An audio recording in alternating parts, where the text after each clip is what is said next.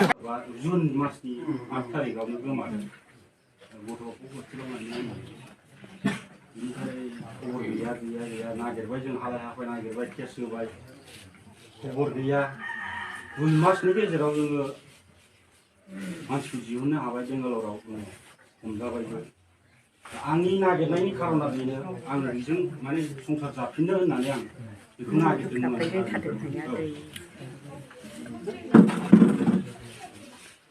उन्दै गथ'बो दं हिसाबै आं बेखौ नागिरदोंमोन थाखा फैसा गारनानै गावसो मा बुङो दा गावनिफ्राय बेखौ बुंनानै आं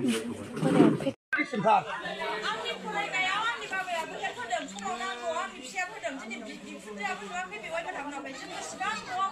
दाखाल फिसाय सानैजों हब्रा नांलायो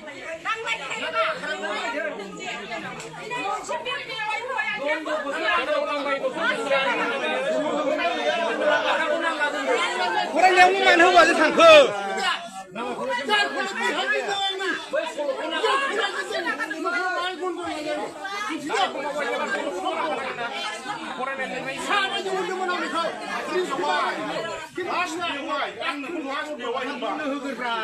फिसाइखौ इसिबां गाज्रि मोनबाय फिसाइजों नांलाय खमलाय जाबाय हौवा गोदान गोसथोजों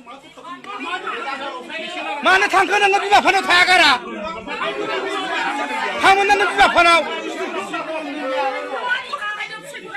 मिथिया आं गरम थाबा बिदिया मानो थाङा नों बेयाव मानो थांखो नों गामि गोरा आरो बयबो गोरों गामियाव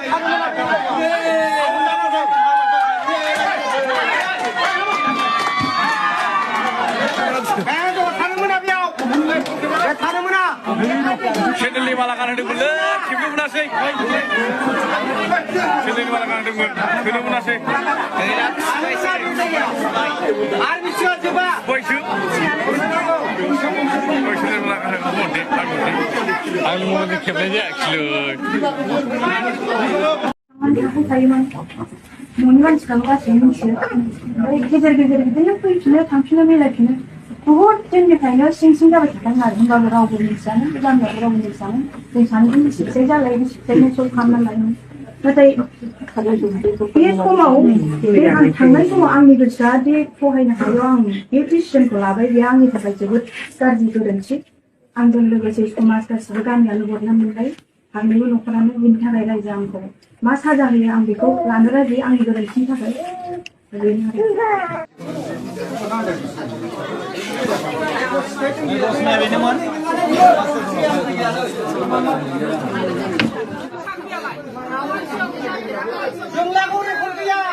गुवाहाटियाव साख्रि मावहैनायफोरा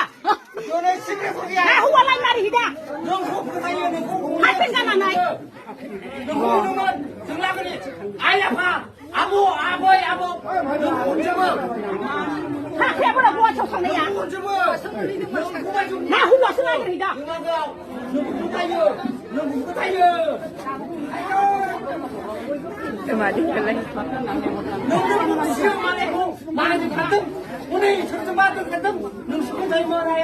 थाबाय थायो